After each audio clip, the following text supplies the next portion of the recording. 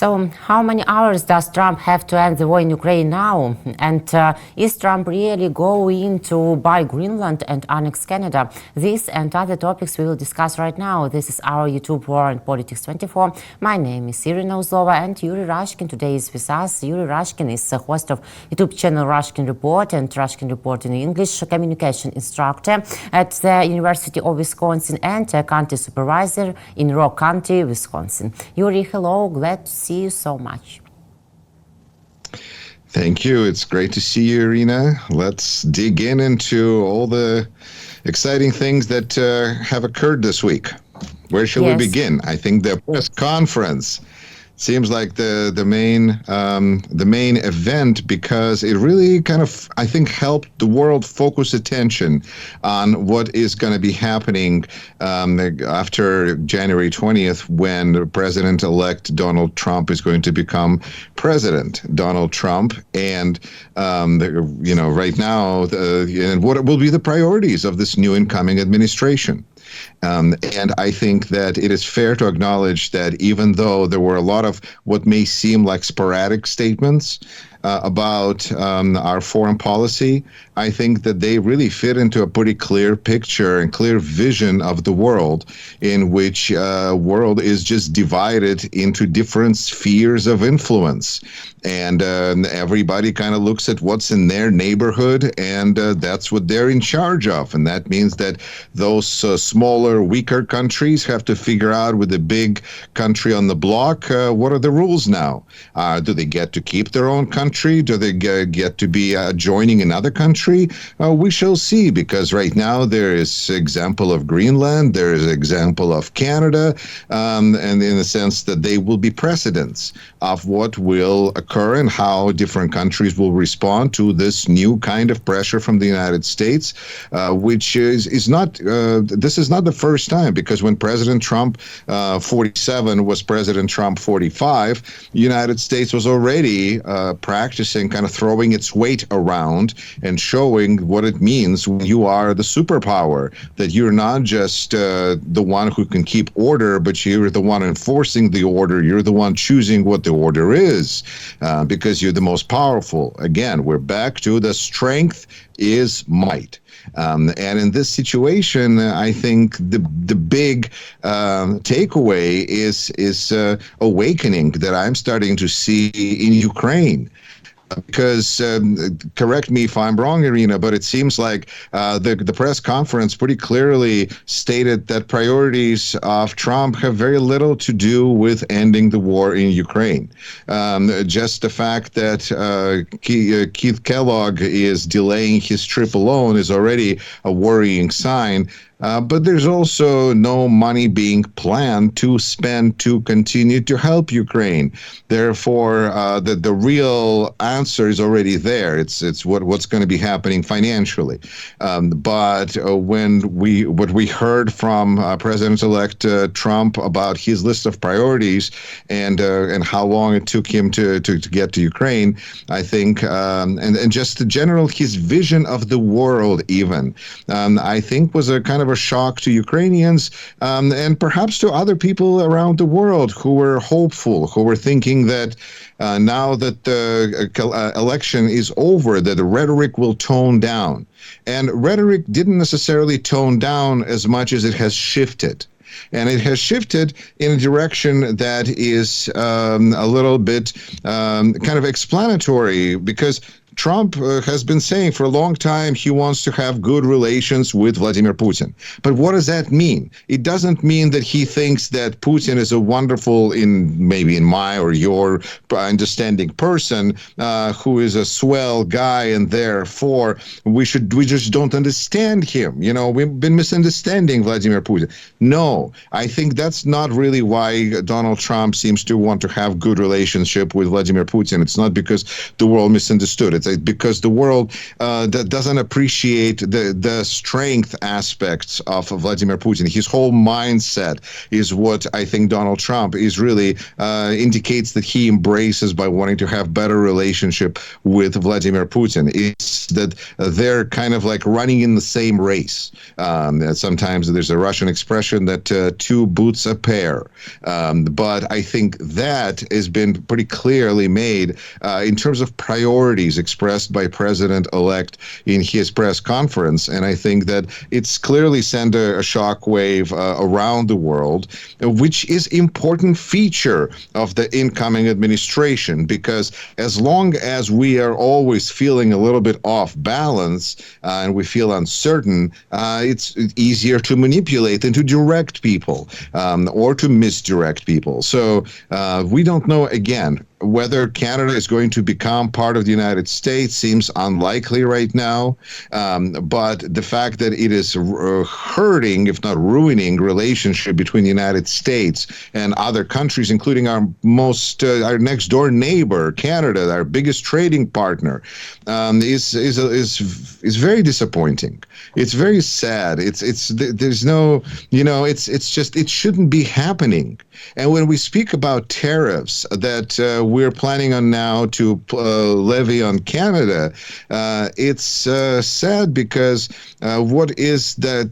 As we're speaking about, it's a lot of lumber, first of all, and lumber is construction, and that means that cost of housing in the United States is going to increase because cost of new housing in particular is going to increase dramatically, perhaps similarly to whatever the tariffs will be, because that's the building materials. I think people in Ukraine sometimes don't understand. It's a story about the three little pigs, about who had a different house built of what material, and Ukrainians, I think, build houses out of brick, and Americans build houses out of straw. Well, it's not actually straw, it's the 2x4s from Canada.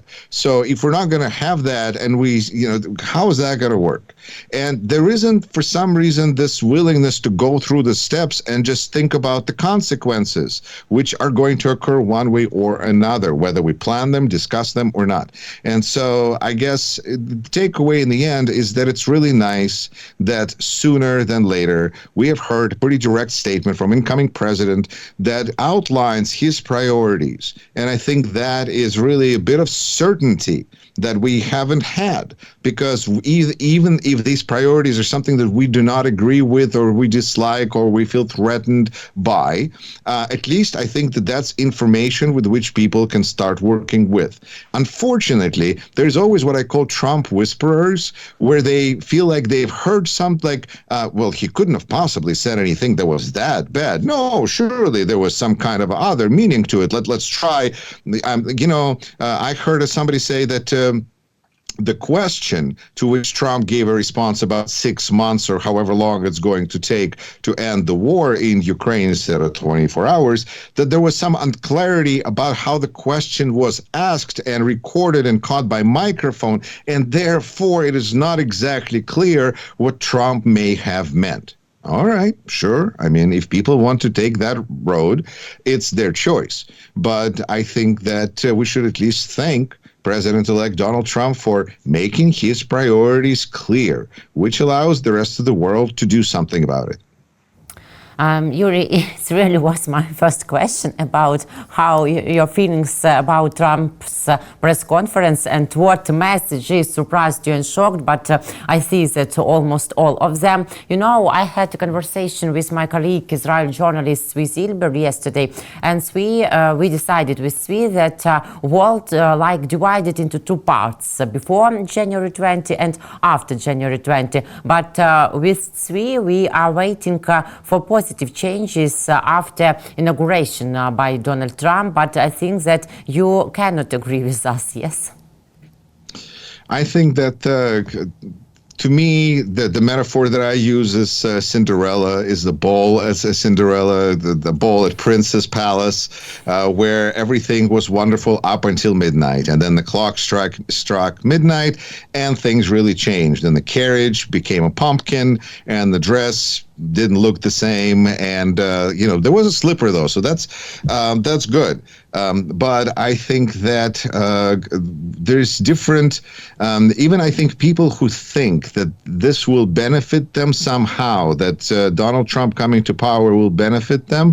I think the reason that it's being misinformed, because one of the most interesting polls to me in the United States that I think stuck out after the election is that people who paid attention to the news voted for Kamala Harris, and people who were not paying attention to the news voted for Donald Trump. That there was a big disparity in the direction, and I think that some of us are going to be less surprised, and some of us are going to be more surprised by what's going to be happening.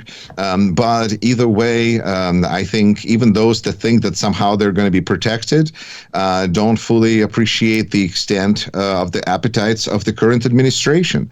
They seem to be getting almost hungrier as they're getting closer to a restaurant, that being White House and power, because their statements about what they're willing to do before election and after election and now there's big gaps and differences, and they're only getting bolder and more daring. And while Donald Trump said that there will be hell if Hamas doesn't surrender hostages, it is also on some level could be possibly limiting actions of Israel more so than they were limited by the Biden administration in effect. So we shall see how all of this works out and how this plays out, and how those that feel that Donald Trump becoming 47th president is going to be in their favor. I wonder how long they will continue to feel this way. I think the number of people benefiting will be shrinking dramatically with as time passes by. So, Yuri, let's discuss Trump's message step by step. Zelensky commented one of this message on Trump's words about Ukraine in NATO. We should not draw hasty conclusions. President Volodymyr Zelensky commented on Donald Trump's words that he understands the feelings of Russian Federation, which opposes Ukraine's accession to NATO. According to him, we should not draw hasty conclusions about Washington's policy in this issue, said our Ukrainian President Volodymyr Zelensky. Remember, Ukraine was told that Patriot systems can be and are only in NATO countries. Well, either we have been in NATO for a long time, or we shouldn't draw any conclusions, told Zelensky. It was the same with us with Patriot, it was the same with missile systems and with other weapons. Now we need to work and do everything so that Ukraine receives security guarantees worthy of our people, which could stop Putin, Zelensky noted. But is Trump thinking about other powerful security guarantees? How do you think for Ukraine if it is not about joining to NATO? I think it's important to acknowledge that NATO is at least a two-way street, because there's advantages to joining NATO, and then there's NATO has to fulfill its obligation to its members. I mean, they both have to do something, and I think from a point of view of Ukraine using its ascension to NATO as a negotiation technique in this big scheme of trying to work things out now that American help on the governmental level is soon to be a thing of the past. Maybe it makes sense, right, for Ukraine to say, well, if we keep this and this or whatever, and then in exchange, we will not ask to be in NATO. That seems like it's an exchange that doesn't necessarily cost anything in the short term, but it allows Ukraine to have some kind of something to negotiate with. And that's part of what I believe is a policy of a Biden administration, is to leave a lot of leverage to new incoming administration. So if Ukraine, in exchange for a good deal, sends its official desire to join NATO, that by itself doesn't necessarily mean anything short term, although long term it certainly does show that that Ukraine is not following the way that I think most people in Ukraine would want to, because I think most people in Ukraine would like to join NATO, because I think they understand that it is a guarantee of their security, because Putin still has not attacked a NATO country. And that brings us to the second point, which is NATO willing to defend its member states? And right now, under this administration, current administration of President Biden, we see that he brought allies together to help Ukraine, and even Ramstein meetings that have been happening regularly and often over the last several years are showing its strong commitment to Ukraine, to supporting Ukraine up until, as long as Biden's administration is in the White House, which is not exactly what was promised, but I guess that is the reality.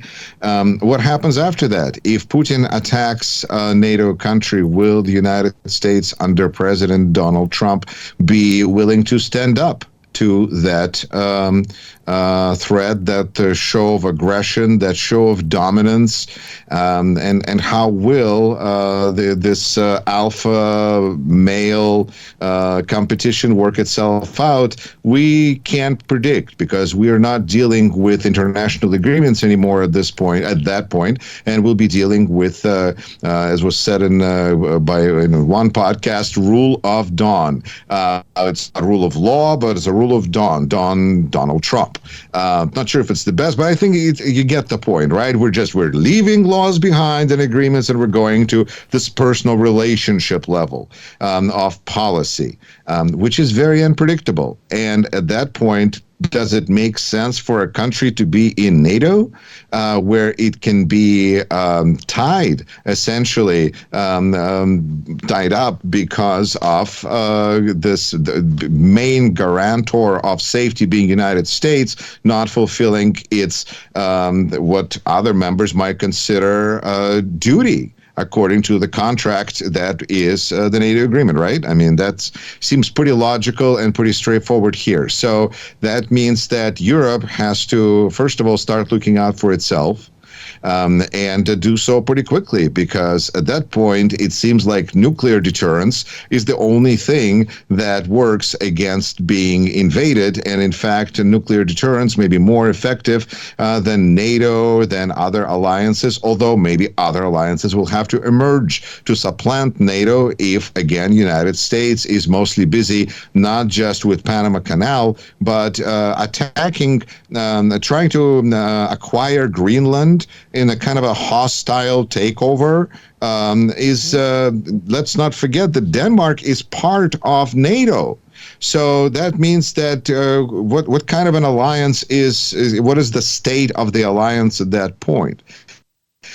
Putting all of this together, it's like, okay, maybe it's easier to say, you know what, NATO, maybe we can do it without you, and use that as a negotiation technique might not be the worst idea for Ukraine.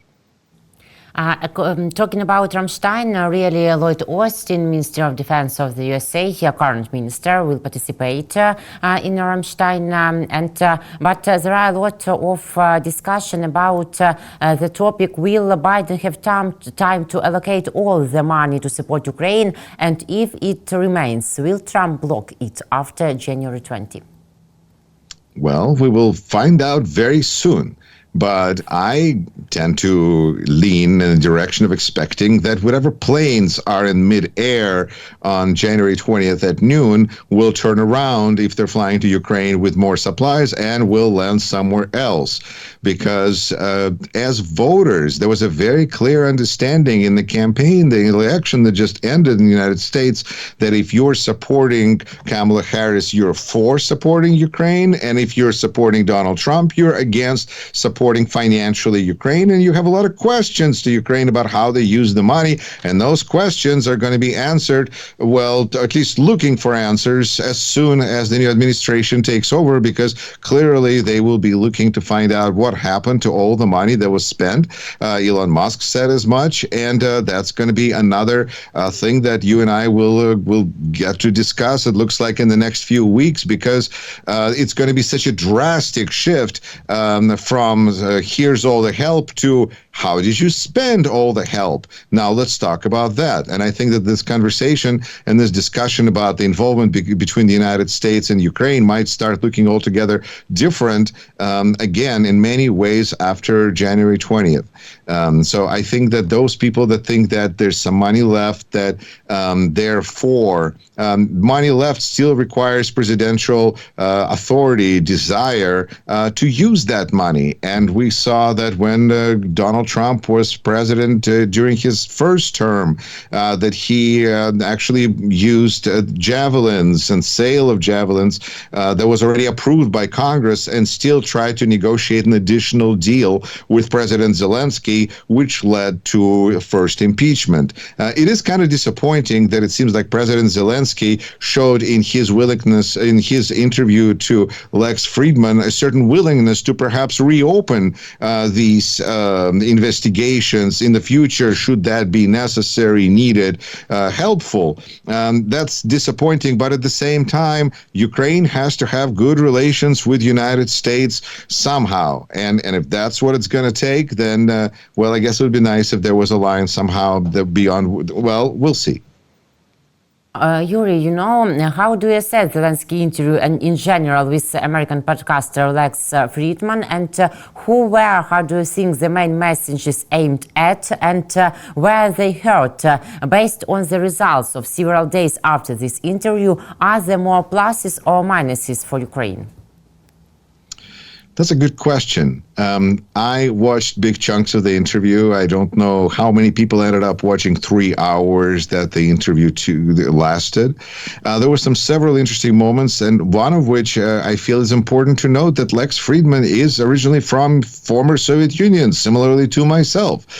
He came over when he was 11. I came over when I was 13. We came with our respective parents, and he actually settled here in Chicago, down the street from me in southern Wisconsin, and ended up building quite a distinguished career in computer sciences, and really seems like a very, very bright individual, which is kind of strange, because when I listened to his questions, they struck me as rather naive, but almost on purpose. And I think that there's a point to being a journalist that doesn't ask hard questions, that asks, that allows other people to, in a way, legitimize themselves and their cause and bring it to a greater public by just asking them very softball questions, letting them go on about whatever it is they want to talk about. It's not quite Tucker Carlson.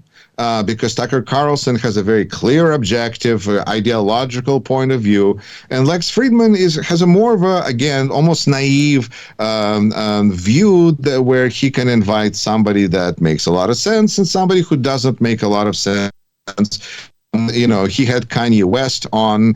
He had let's see, I'm trying to think, on Elon Musk and Donald Trump and Zelensky. So I think on that level, as we kind of put things in perspective, we see that this is a useful mouthpiece for certain audience, and it is clear that that was the audience that was designed for. Because when I looked at reviews, there were I saw that there was very few views on reviews of the interview Zelensky gave, because even though interview itself had over like 2 or 3 million views already. So it seems like should be very popular topic. So if I record a video, then I'm going to get lots of views, but that's not happening. So it tells me that this was for audience of Lex Friedman. And, it's interesting that when they want to promote something, there's a lot of interest to certain specific videos and views. But this was a very specific, how do I say? What am I trying to say here? You see, I don't follow Fox News as closely as one might because I feel like it might be difficult for me to kind of withstand that kind of misinformation. And so, therefore, I don't follow all the vloggers and podcasters that kind of exist in that ecosphere. And so it's quite possible maybe they had a lot of views, but vloggers and bloggers and journalists that I follow did not get much traction on that interview. We already know who Zelensky is. We already know what Ukraine is about. We don't need this justification. But the questions that Lex Friedman asked, Friedman actually praises Trump. I think what Lex Friedman did is Lex Friedman gave opportunity to Zelensky to show himself well to Trump, which was in a way kind of generous because he said, tell us why Donald Trump won this election and kind of explain to us why you think he's so great. To which Zelensky, I think, gave a fine answer explaining that Donald Trump won because he was stronger, which is so true. And he was stronger than Kamala Harris. And I think being stronger is such a wide term because it's like saying he won the game because he scored more points. That is so true. So saying that Donald Trump won by being stronger, I don't think hurts anybody's sensibilities, and it's technically true. So I think that at that point, it's just important, I think, to acknowledge that it would have been more probably advantageous to suck up to incoming president before the election because that's what it was more valuable. But I think that diplomacy requires statements, and I think Zelensky handled his interview well enough. And I think that the impact, there's people who will say that it has and will have impact. That's probably also important to acknowledge, that just to stop on for a second. Will this interview change anything? And I don't think that it will. Because I feel that all that talk about numbers of views and numbers of reviews, it tells me that there's maybe some curiosity, but people that will listen to Donald Trump will listen to Donald Trump. And if Donald Trump is not interested in helping Ukraine, it hardly matters what anybody else says, not just Zelensky. A number of people, except Elon Musk, except Donald Trump Jr., perhaps except Vladimir Putin, it really doesn't matter what other people say. So, but it was a good way to continue to doing outreach for this public diplomacy because Ukraine will continue to need bipartisan support.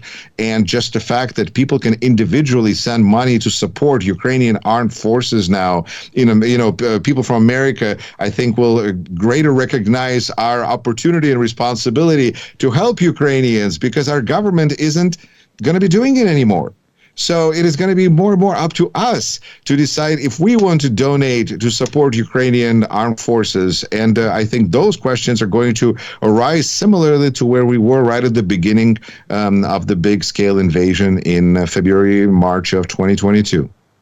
Trump doesn't seem to be like Lukashenko, but he showed a map where the US and Canada are together and wrote, "Oh, Canada." Canadian Prime Minister Justin Trudeau responds to Trump, "There is no chances to annex Canada." Is this a joke or Trump's plans about Canada, about buying Greenland, about Panama Canal? All of these messages are true, really? I think they're true. I think that they're clearly, those are his intentions, and I don't see any reason to doubt them. I don't know that he can afford the price tag. I think that he certainly would like to, maybe for legacy reasons, maybe for imperial reasons, more, who knows why? Because you see, in America, it doesn't even make sense to a lot of people, I think most people, why we would want more territory. Because there's so many different ways of, like Greenland, where we can have access for our military, but it's not actually ours, it belongs to Denmark. So that seems like it's a headache that belongs to Denmark instead of, United States. But if we're looking at this from the point of view of, because of global warming and climate change, however you call it, a big chunk of Greenland is now free of ice. I understand it's like size of state of Massachusetts. That's a lot of land. That's a lot of territory, I guess, in which there could be some different things in the ground that maybe Elon Musk needs or some other people might need. So maybe there's some value to Greenland after all, if from that point of view. But even then, it seems like they could have accessed it differently and worked with Denmark. But either way, I think that to me, it's just a confirmation of how Donald Trump is seeing the world in spheres of influence, and how North America is United States, Central America clearly is as well, but only parts. He wants Canada, but he doesn't want Mexico, and it's kind of I'm not going to say racist, but it's kind of there's a certain something about it, isn't it? Like Mexico, it seems like would be much more interested in being part of the United States than Canada. And in fact, if we have Canada join the United States, it's unclear. Are they going to be one state, or all the provinces are going to be one state with two senators? That hardly seems fair, not to mention how many Congress people they will need to have. And Canada is far more liberal than the United States. Canada is like a European country. And so that means the United States immediately is going to become a much more left of center, politically speaking, country, because 40 million new voter or population with all the voters. The same, similarly, that if California decides to separate and leave the United States, or leaving everything else aside, then the United States becomes much more solid Republican red country, because California brings a lot of Democrats. So politically speaking, Canada doesn't make any sense. So I think we can sit and discuss how unrealistic each particular statement may be, but I think it sends a message of very big appetites. And how those appetites are going to be satisfied, we're going to find out, but it's going to take leadership. It's going to take leadership from different countries, from leaders of different countries. We saw the president of Mexico took a much more hardline approach to Donald Trump, and Donald Trump is now dealing with Canada. So maybe there's something to be said for standing up for yourself, for your country, because that's what is now being understood in this world. This is the world of strength. We left the world of morals. We're rapidly leaving it behind. And on January 20th at noon, it's definitely going to be strength that we understand, and it's going to take a while to understand the strength, because Elon Musk has very high opinion of his abilities to influence the situation all over the world, and so far it is not really at all clear that we have hit the bottom yet. Okay, we'll see. Yuri, thank you very much today and always. Thank you for joining us. Take care. Thank you. And thank you, and to all the viewers and brave listeners in Ukraine, and thanks to you for your work. We will win. Bye.